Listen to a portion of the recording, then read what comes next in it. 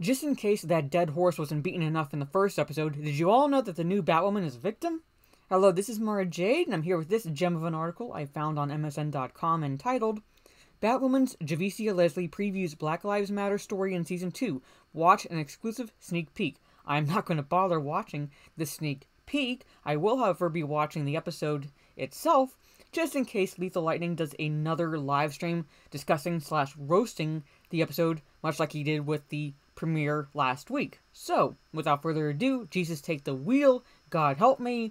Let's go into this article so we can get an idea of what to expect with this little plot thread. So, here it is. The Wonderland Gang won't be the only criminals Batwoman's Ryan Wilder goes up against in Season 2 of the CW series. Ryan, who seeks justice after several of Alice's cronies murdered her mom in cold blood, will also work to hold members of the Crows accountable for their actions. Okay. In an exclusive sneak peek at Episode 2, Ryan finds herself being interrogated by Sophie about her potential involvement in a convenience store robbery. Of course, she's going to be innocent here. After surveillance footage clears her of the crime, she calls out the Crows for constantly pulling her in for questioning while Alice, a known murderer, continues to run amok. Again, beating the dead horse. Pretty much.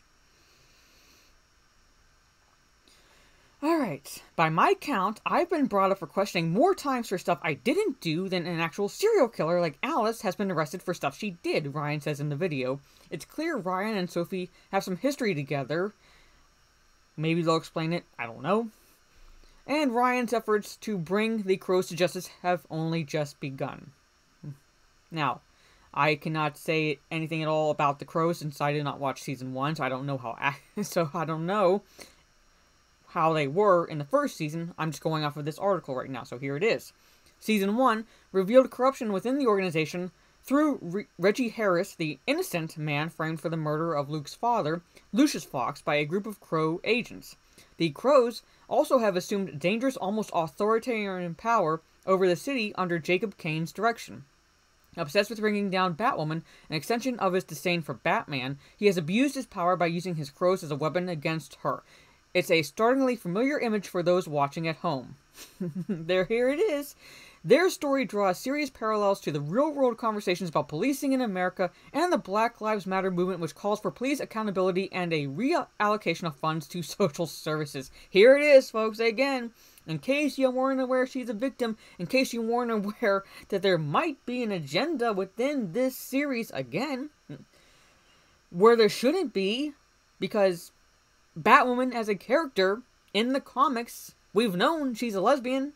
That's not a surprise there. So you're already checking off that box before you even made the show.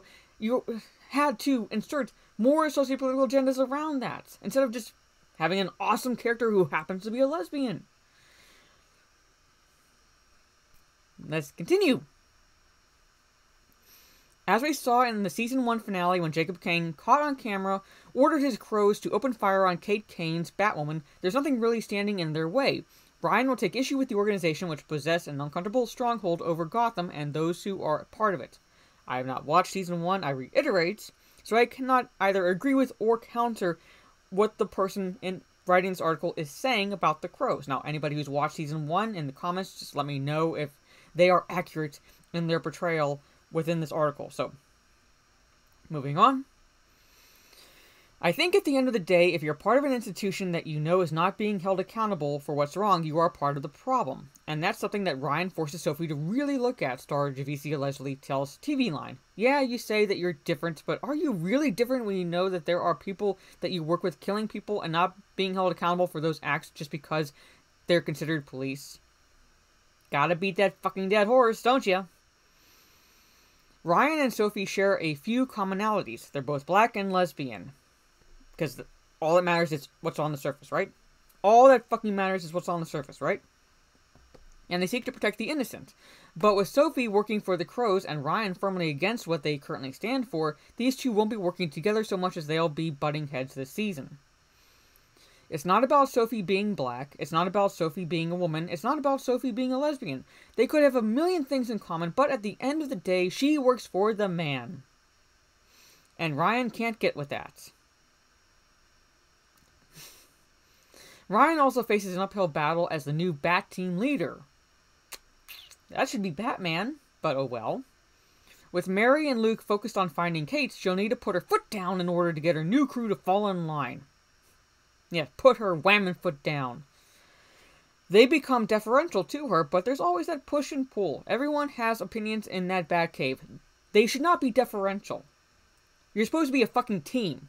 Why are they having to be deferential to her? Showrunner Caroline Dries, I don't fucking care, previously teased.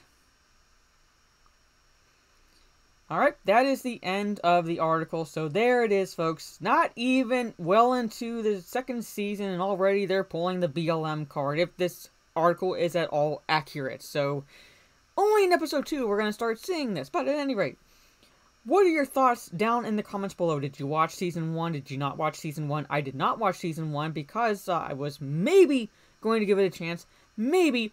But then I saw the trailer and the line I reiterate from my previous video on this subject, wherein Kate Kane says, after Luke Fox says that the suit is literal perfection, she says, it will be once it fits a woman. I was like, fuck you, no, I'm out, I'm not watching your shit, even for CW standards.